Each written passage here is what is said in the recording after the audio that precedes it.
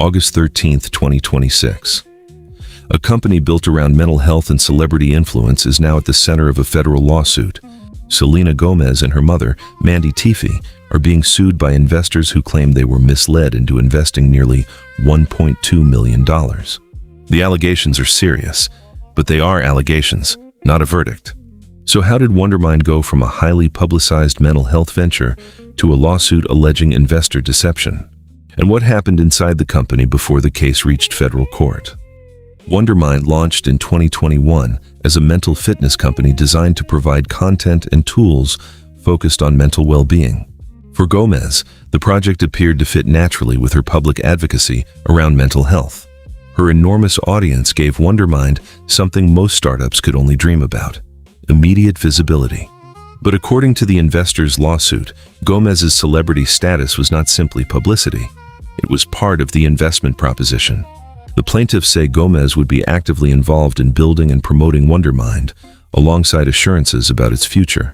They say they were also given assurances about leadership, resources, partnerships, revenue opportunities, and future potential. Those representations helped convince them to invest.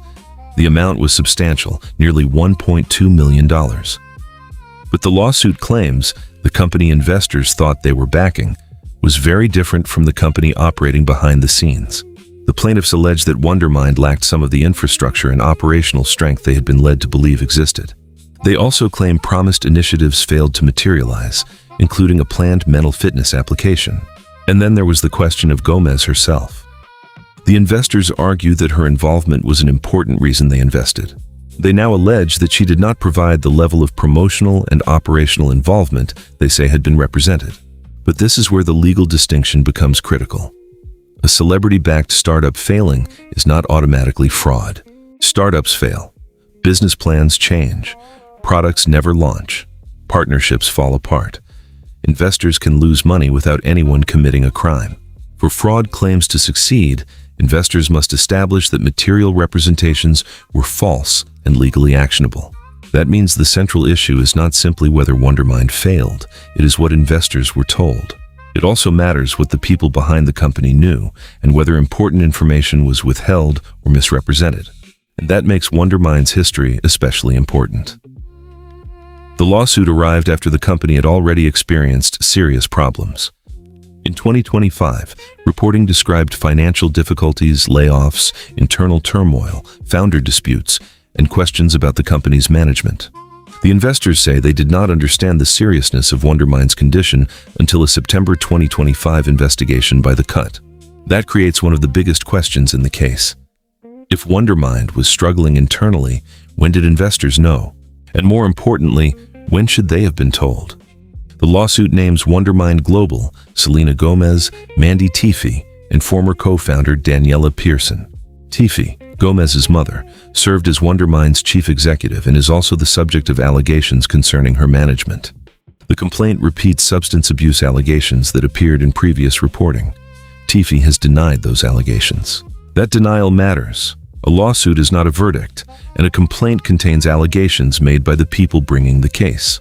The same principle applies to claims involving Pierson, who was an important part of Wondermind's early leadership. Her previous business history later came under scrutiny, adding another layer to questions surrounding Wondermind's leadership. But the heart of the lawsuit remains the investors and their money. They claim they put nearly $1.2 million into Wondermind. They say they invested based on representations that were materially misleading and learned about serious problems through outside reporting.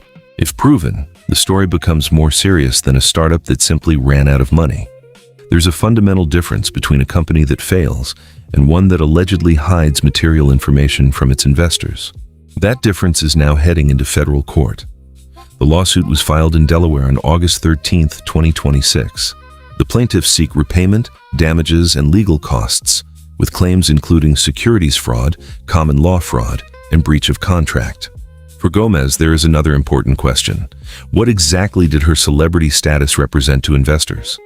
When a celebrity backs a startup, investors may also be buying the expectation that their audience and influence can transform it. If Gomez's involvement was central to the investment, the case may examine what she promised, what she did, and what investors were told. For now, there is no verdict. Gomez has been sued, but she has not been found liable for fraud. Was Wondermind simply a startup that collapsed, or was that collapse hidden behind promises investors had every reason to believe?